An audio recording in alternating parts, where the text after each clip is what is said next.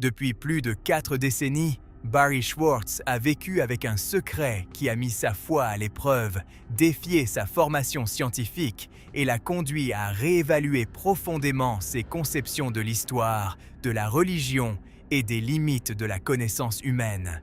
En 1978, à l'âge de 32 ans, il était photographe professionnel lorsqu'il fut invité à participer au projet de recherche sur le suaire de Turin, la première et unique occasion où des scientifiques eurent un accès illimité à la relique que beaucoup pensent avoir enveloppé le corps de Jésus-Christ.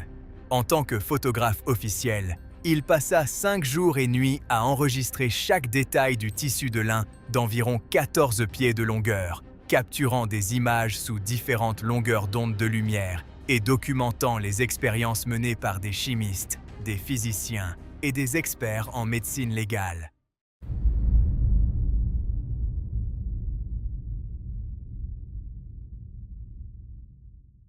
Schwartz se rendit à Turin en tant que sceptique. Juif, il n'avait aucun engagement religieux envers les reliques chrétiennes. Sa tâche était objective: documenter les procédures scientifiques avec rigueur et impartialité. Cependant, ce dont il fut témoin durant cette période, et ce qu'il continua à étudier au cours des décennies suivantes, transforma profondément sa vision. Il ne devint pas défenseur du suaire par foi, mais en raison de preuves qui, selon lui, résistent à toute explication conventionnelle. En 2024, à l'âge de 78 ans, il présenta ce qu'il considère comme la découverte la plus marquante. Des analyses récentes de l'ADN extrait du tissu révélèrent des séquences génétiques qui ne correspondent à aucune population humaine connue, suggérant un contact avec du sang dont l'ascendance ne s'inscrit pas dans les modèles traditionnels de migration humaine. Né en 1946 à Los Angeles, Schwartz développa très tôt un intérêt pour la photographie technique. Au cours de la décennie 1970, il s'imposa comme un professionnel spécialisé dans les enregistrements scientifiques de haute précision. En 1977, il reçut l'invitation à participer à l'étude du suaire. Initialement, il considérait qu'il s'agissait d'une falsification médiévale ou d'une superstition religieuse, mais il accepta le travail en raison du défi technique. Le projet, réalisé en 1978, réunit plus de 30 scientifiques de différents domaines, y compris des physiciens, des chimistes, des spécialistes des textiles et des experts médico-légaux. Entre le 8 et le 13 octobre de cette année-là, l'équipe eut un accès continu au suaire dans la cathédrale Saint-Jean-Baptiste de Turin. Le tissu présente l'image ténue d'un homme en vue frontale et dorsale, comme s'il avait été placé sur un corps. En l'analysant en détail, Schwartz observa des caractéristiques incompatibles avec une peinture. Il n'y avait ni pigments, ni coup de pinceau, ni couche de peinture.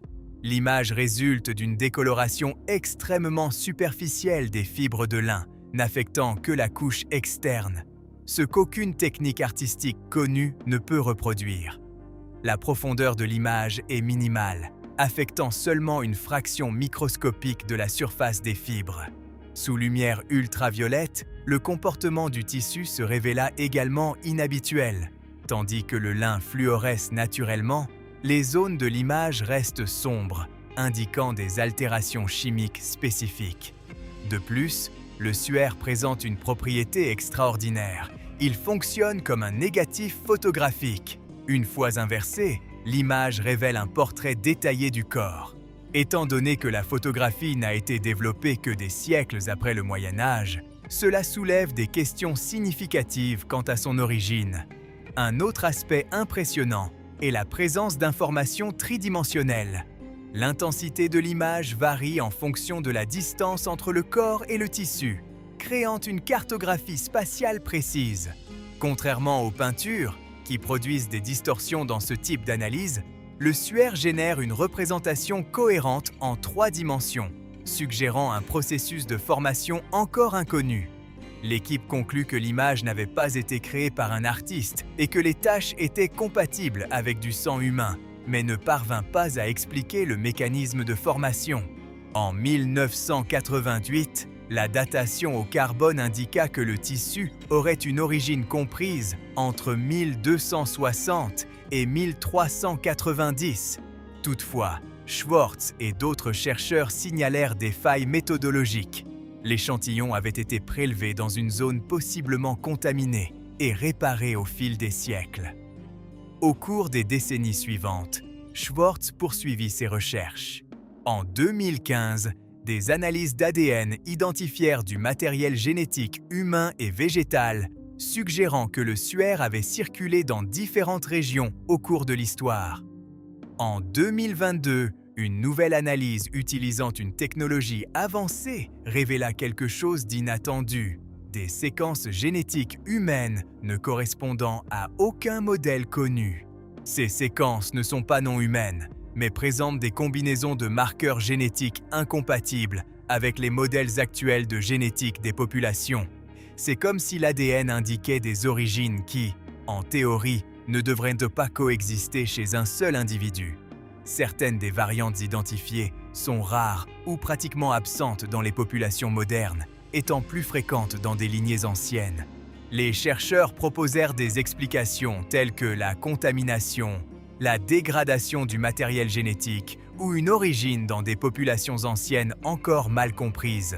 Cependant, chaque hypothèse présente des limites. La cohérence des résultats entre différents échantillons rend difficile une explication par erreur ou par hasard. Face à cela, Schwartz déclara qu'aucune explication conventionnelle n'est pleinement satisfaisante.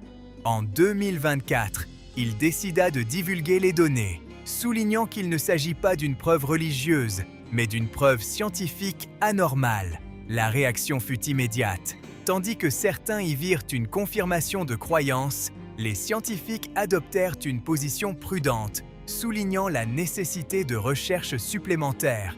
Néanmoins, le fait demeure que les caractéristiques du suaire restent sans explication définitive.